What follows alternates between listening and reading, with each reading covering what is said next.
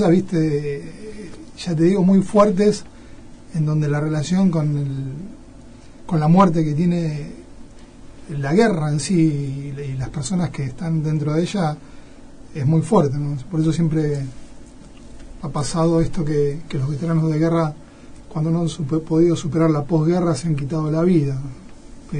Se debe mucho a la relación directa que hemos tenido en los frentes de combate. Digo, en mi caso, yo combatí con el Regimiento 7 de Infantería de La Plata, en Monte London, en uno de los frentes más crueles, en donde la lucha fue cuerpo a cuerpo con los ingleses y con mucho valor, porque eso creo que era algo que nos pasaba. Estábamos en la política y decíamos, vengan, que los esperamos.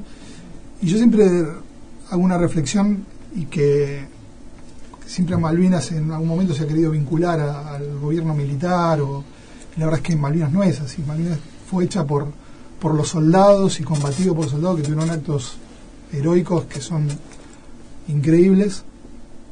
Y nosotros no fuimos a la guerra pensando en Galtieri, claro, o si tomaba whisky, nosotros fuimos a Malvinas con el sentimiento sanmartiniano, con nuestros próceres, con ese sentimiento, y nos bancábamos ahí lo que viniera, ¿no? Ustedes saben que hoy a la mañana estaba escuchando por radio a uno de los excombatientes que estaba en Malvinas desde el mes de abril, y comentaba todo lo que había sido justamente este mes, antes de que inicie la guerra propiamente dicho, el 1 de mayo. ¿Cómo lo vivieron ustedes? ¿Cuándo arriban a las islas? Y cuando ya están allá, ¿cuáles son las primeras tareas que empiezan a hacer, si es que llegaron antes de que comiencen? Yo en el caso del Regimiento 7, llegamos a Malvinas el 14 de abril. Ya se había iniciado la recuperación, sí, y se estaban moviendo las brigadas que los grandes generales en ese momento decidían, y nosotros estábamos en el cuartel. A mí me faltaba muy poco para salir, yo no había salido de baja, me faltaba muy poco para salir cuando se recuperaron las islas. Es más, me faltaba una semana para irme de baja. Y nada, no me terminé yendo, y terminé estando y veía a mis compañeros que se habían ido de bajas anteriores volviendo, y cuando volvían vi todo eso, ¿no? Viví que no era que ¿por qué tuve que volver? O ¿por qué recibí un telegrama maldiciendo? Lo que te comentaba recién, había mucho patriotismo de parte de los compañeros. Vos, antes de llegar a Malvinas, ¿dónde estabas viviendo? ¿Estabas con tu familia? Yo estaba con mi familia, sí. Vivía en Menocetegui, y yo hice el servicio militar en el centro de La Plata. Sí. El Regimiento 7 estaba en el centro, atrás de la Catedral de La Plata, y ya no está más, ahora se mudó, ¿no? Está en otra localidad que es Arana. Y sí, yo estaba con mi mamá y mis hermanos. Mi padre falleció de muy chico, así que no tuve que vivir con mi vieja toda esa situación que... ¿Qué te decía tu mamá en ese momento? Yo creo que resignación y saber que que estábamos pasando algo, y uno a la vez también le transmitía lo que nos transmitía. No, por ahí no la mueven a la brigada, por ahí no vamos, o no van a venir los ingleses. Totalmente. Claro, eso siempre ha sido un pilar fundamental. No creo la cosa de ponerle lo positivo, a pesar de que todo lo que te rodeaba era negativo, digamos.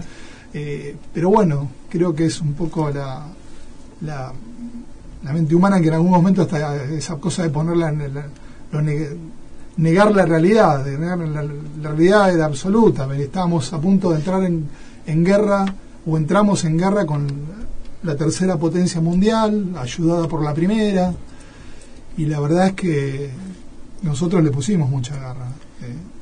Yo no sé, Ramón, cuando vos llegaste a Malvinas.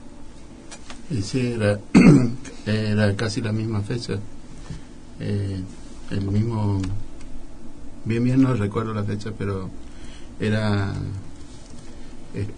cuando se estaba movilizando como bien dijo él recién, todas las tropas de las brigadas.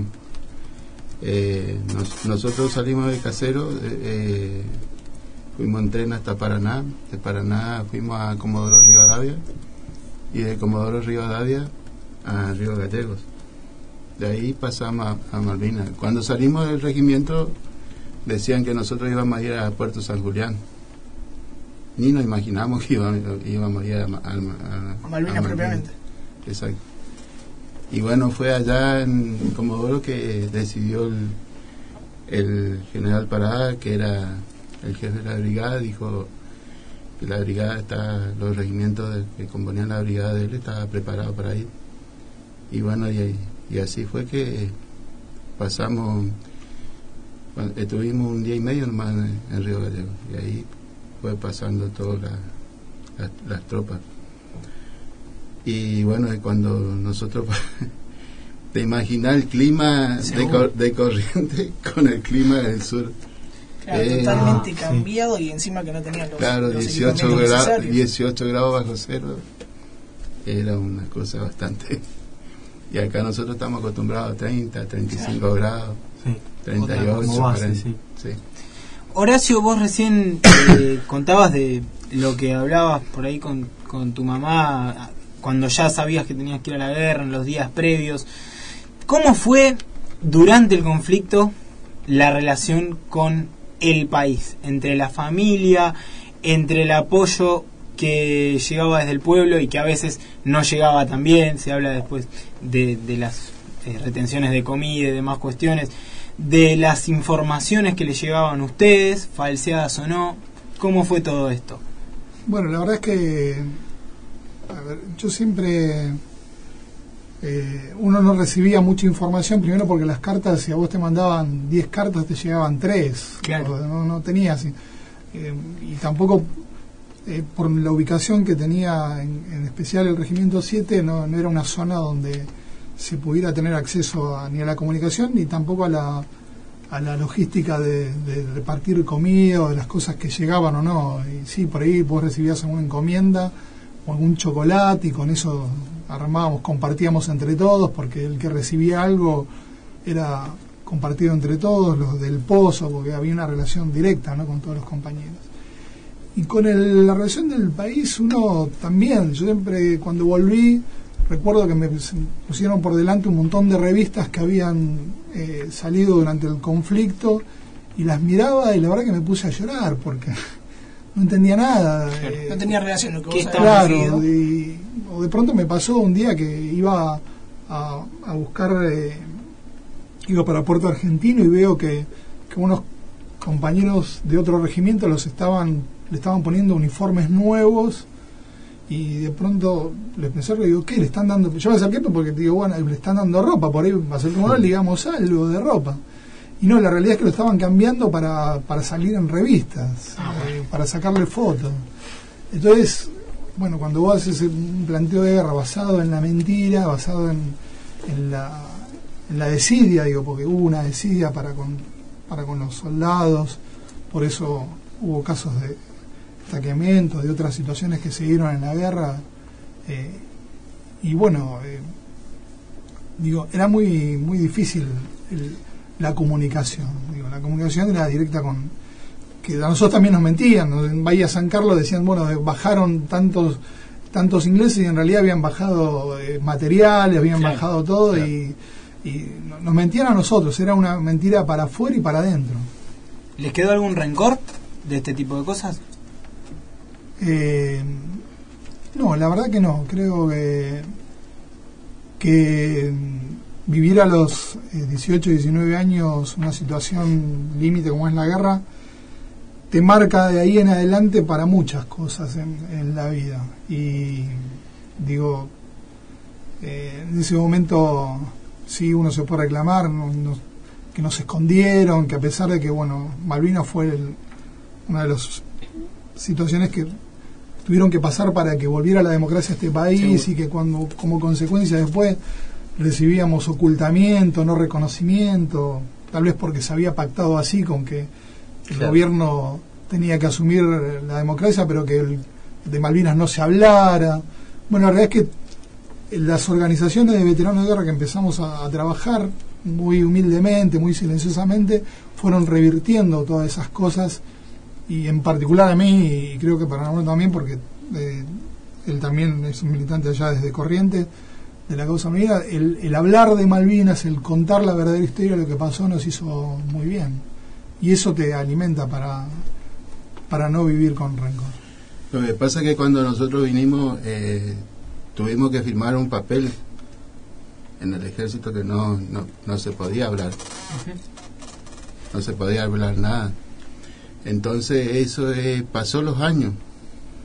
Nosotros éramos jóvenes, como quizás todos los jóvenes se tienen miedo de hablar. Seguro. Porque vos no sabés qué es lo que puede pasar, ¿no? Y sobre todo después de haber visto lo que pasó, ¿no? Claro, exactamente.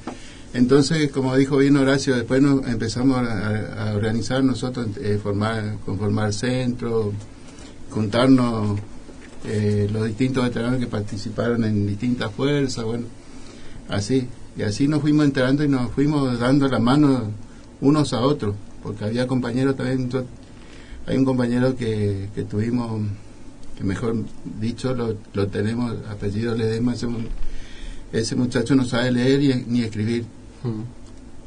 Y nosotros los compañeros, por medio de andar por todos lados, no figuraban ni tampoco ni en el Ministerio de Defensa.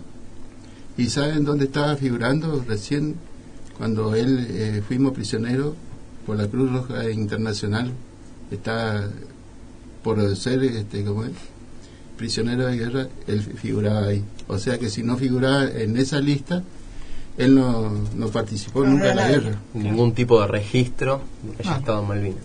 Entonces, nosotros como compañeros, a este muchacho le pudimos hacer integrar. ¿Cuántos hay así? Claro. Hay muchísimos. Recién hablábamos con el otro excombatiente y nos decía que el 1 de mayo, cuando empezó el conflicto, él sentía que era como Navidad por los ruidos, las luces. ¿Cómo lo sintieron ustedes ese día? Bueno, desde las posiciones, cuando veíamos en bombardeo hacia el aeropuerto, porque ese era el objetivo, destruir todo lo que fuera, lo que generara movilidad y poder, digamos, aislarlos. Sí, terrible. Pero bueno, es verdad, era el bombardeo era constante, los aviones, los alertas rojas. Pero vuelvo a decir lo que te decía, en ese momento estábamos en la posición, y vuelvo a decir, si no sé si racional o irracionalmente, pero gritábamos: vengan que los esperamos, viva la patria. Y vos escuchabas a cuatro pozos tuyos uno que gritaba viva la patria, vengan hijos de pu. Así que la realidad es esa, que queríamos defender por lo que estábamos ahí por una causa justa. Fabio recién nos comentaba, que es justamente el excombatiente con el que hablábamos telefónicamente hace media hora nada más, y voy a usar las palabras textuales, de un lavaje de cabeza que le realizaron a él cuando volvió y antes de ir a la guerra, de parte de los militares, obviamente. ¿Ustedes cómo sienten? ¿Ustedes lo vivieron, este lavaje de cabeza, o es algo que tenían ustedes innato? Justamente vos lo que decías, vengan que los estamos esperando, ¿era algo que te nacía a vos o era algo que pensás que te lo habían inculcado en este tiempo? No. Vuelvo a decirte, nosotros sentíamos mucho orgullo.